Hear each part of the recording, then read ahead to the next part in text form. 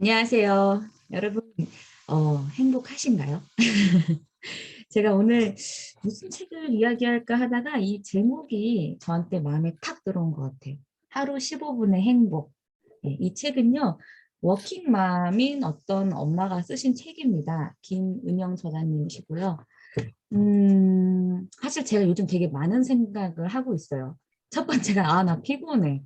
다 내려놓고 싶어. 이걸 첫 번째로 생각을 하고 있고, 두 번째가, 이렇게 많은 일을 하고 싶은데 다 잘해내고 싶은 거예요.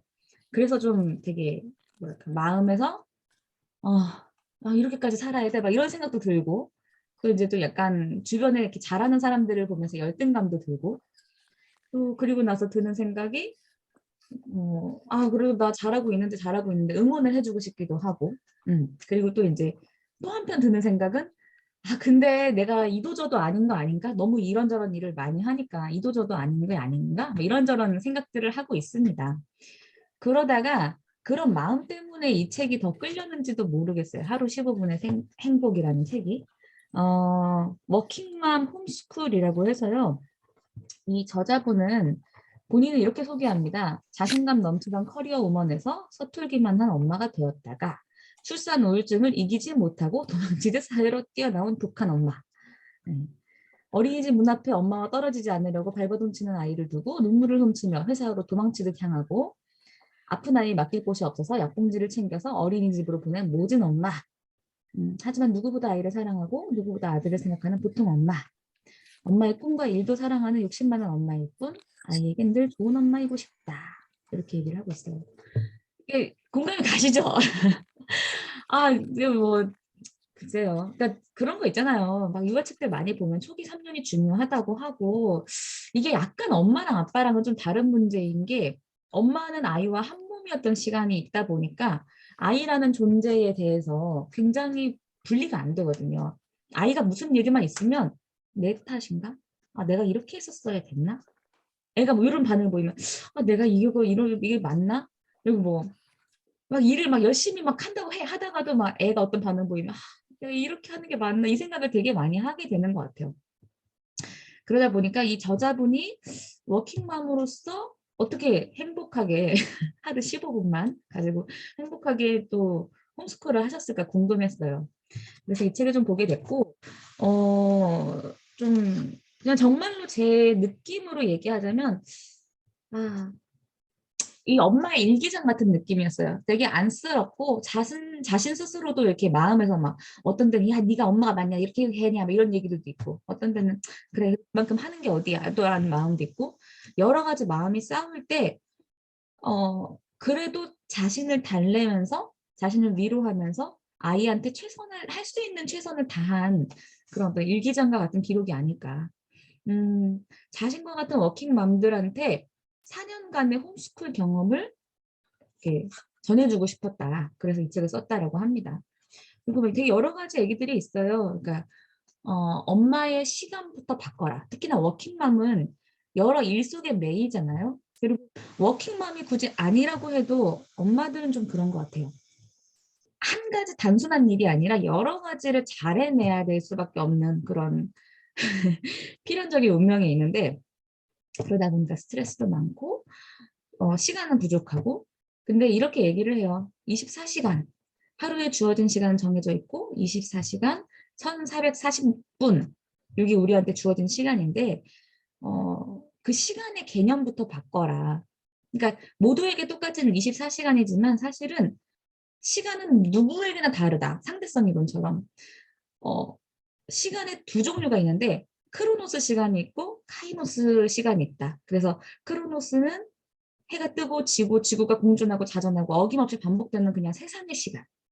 그렇다면 카이로스는 특별한 감정을 느끼는 누군가에게 각자에게 의미 있는 시간. 그런 거 있잖아요. 인생이 길다면 길고 짧다면 짧은데 인생에서 사랑하는 가족과 눈을 맞추는 시간. 내가 좋아하는 일에 온전히 몰입하는 시간. 내 일을 즐기는 시간. 이런 시간은 좀 뭐랄까 상대적으로 되게 짧게 느껴지고 그 시간이 어떻게 보면 인생의 의미를 대신할 정도로 굉장히 좀 중요하잖아요. 그래서 순간의 시간을 살더라도 열정 가득한 되게 의미 있는 나의 카이로스 같은 시간을 만들어라.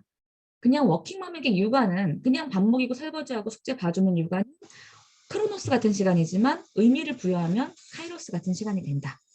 그래서 본인은 아이와 이제 퇴근 후에 15분을 정말 의미 있게 썼다라는 이야기를 하시는 것 같아요. 그래서 되게 이 목차만 봐도 좀 재미가 있습니다.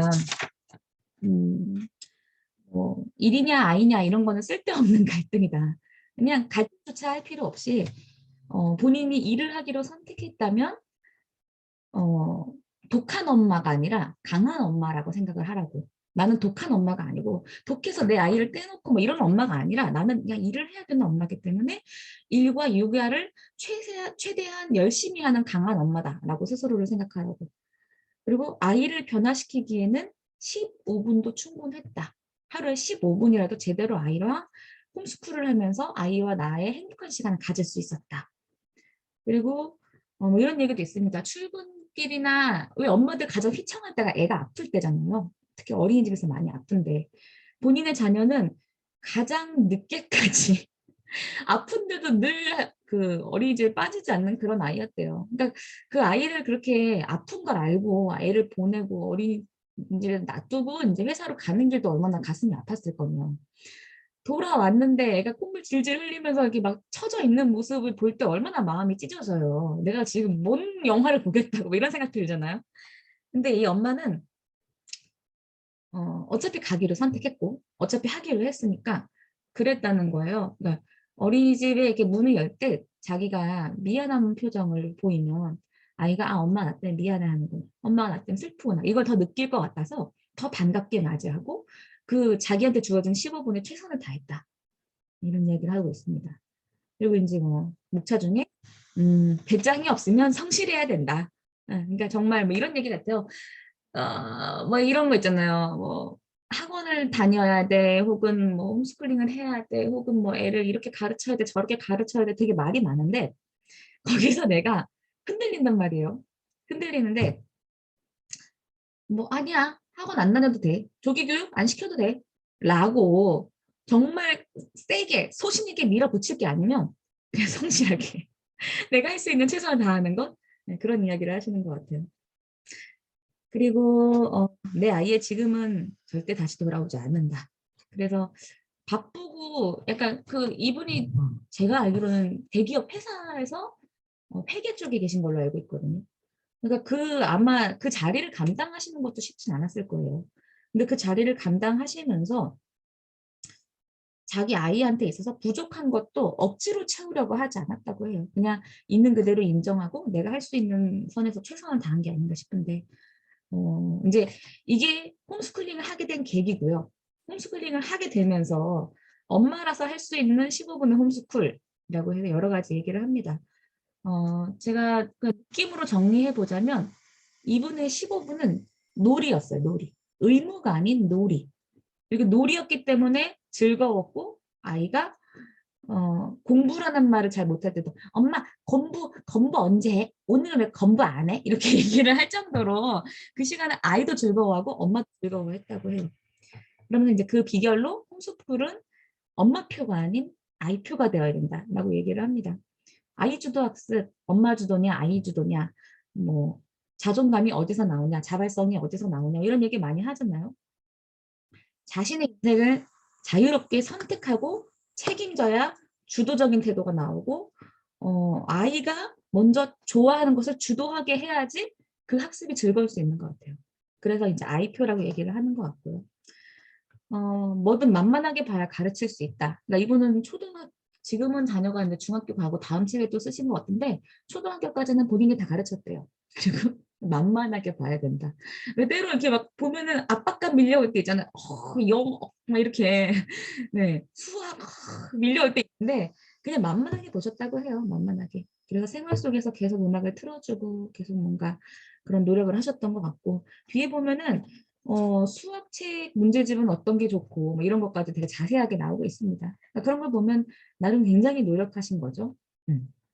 그러면서 한글, 영어, 한자가 다 통하는 마법의 홈스쿨. 구체적인 방법은 놀이였고 게임이었고 그 게임의 구체적인 방법, 집에서 할 수 있는 게임의 구체적인 방법들도 여기 책에 많이 나와 있어요. 뭐 풍선 배드민턴 놀이, 눈빛 주고받기, 뭐 아들의 바보 친구 되어주기. 그러니까 계속 뭐 뭐라고 모르겠는데 왜 이런 식으로 계속 물어보면 애가 답답해가지고 자기가 들은 내용을 막 설명을 하는 거예요. 근데 우리가 다 그 얘기 하잖아요. 가르칠 때 가장 많이 배운다고. 네, 뭐 그런 거 기억력 놀이, 시장 놀이 이런 식으로 놀이를 통해서 아이한테 홈스쿨을 한글, 영어, 한자를 다 가르쳤다고 하고요. 학습지도 열심히 활용했다고 하고. 근데 학습지 왜 학습지 선생님들이 오시는 경우도 많잖아요. 근데 이분은 학습지 선생님을 처음에는 이제 필수로 쓰다가 나중에는 학습지 선생님을 끊고 본인이 그 일을 대신했대요. 왜냐면은 이 퇴근을 15분이 혹은 퇴근을 30분 이제 학습지 선생님한테 아이를 뺏기는 시간마저도 너무 아까워서. 그래서 굉장히 디테일하게 아이와의 시간을 잘 보내려고 노력을 했던 것 같아요. 그리고 또 그 얘기도 합니다. 워킹맘들이 많이 흔히 하는 실수인데 어, 물건 앞에서 그러니까 내가 아이랑 시간을 충분히 못 보내니까 애랑 계속 주말마다 어디를 막 거창한 데를 다녀야 될 것 같아. 혹은 내가 돈 벌려고 이렇게 이 짓을 하고 있으니까 애가 원하는 거 다 사줘. 근데 어느 순간 그러다 보니까 남는 게 없더래요. 그래서 뭔가 돈에 대한 결핍은 내 결핍이지 애 결핍이 아닌데 내가 아이가 장난감 사달라는 그 말 자체도 막 못 견디는 이유는 사실은 나의 죄책감 때문인 것 같다. 그래서 이제 어떤 상황에 대해서 내 감정과 상대의 어떤 그 반응에서 구분을 하는 것 그런 것들에 대한 이야기도 하고 있고요. 남편을 내 편으로 만들어라. 묵뚝뚝한 경상도 남자가 육아 동지가 되기까지. 그래서 그 방법이 칭찬이다. 이런 이야기를 하고 있습니다. 이 책을 좀 보면서 이전에 그 제가 하고 있는 그 치료사들과 함께 어떤 대기업에서 엄마들을 상대로 엄마 아빠들이죠. 엄마 아빠들을 상대로 마음 치유 작업을 한 적이 있었어요. 그 장면이 좀 떠오르는데 그때 이제 우리가 연극을 하나 보여주면서 꿈을 쫓고 싶은 나도 있고 그리고 지쳐서 죽겠는 나도 있고 미안하니까 주말마다 애들은 끌고 다니는데 막 정말 하루만 집에서 잘 좀 잤으면 하는 나도 있고 또 근데 이렇게 하는 게 맞나? 이도저도 아닌데 이게 맞나라고 막 혼란스러워하는 나도 있고 이런저런 내가 있는데 그 안에서 혼란스러워하는 역할을 제가 맡았었어요. 그래서 그런 장면을 보여주고 나서 이제 그 어, 관객들한테 본인은 어디에 해당되시냐, 본인한테 지금 가장 나한테 많이 올라오는 감정이 어떤 거냐, 내가 이 부분을 어떻게 해결해야 되겠냐라는 부분을 좀 탐색한 적이 있었거든요.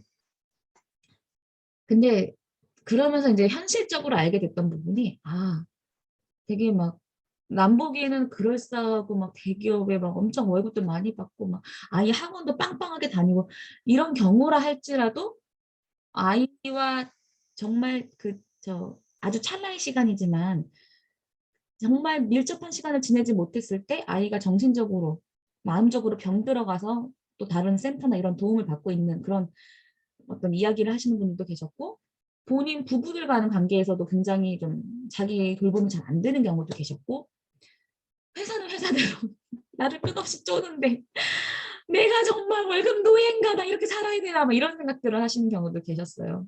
그러면서 참 산다는 게 누구한테나 쉽지 않구나 이 생각을 많이 했는데 그게 비단 월급 그러니까 워킹맘한테만 해당되는 얘기는 아닌 것 같아요.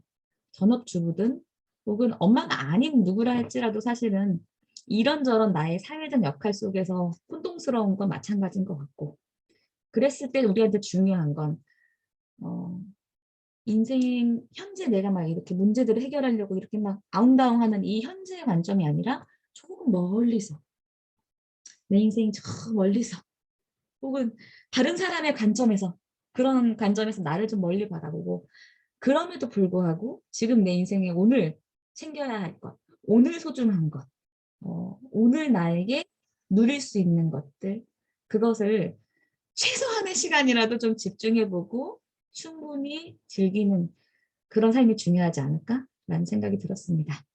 네. 모두가 녹록하지 않지만 그래도 모두가 힘내고 오늘의 행복을 누리는 하루가 되셨으면 좋겠습니다. 감사합니다.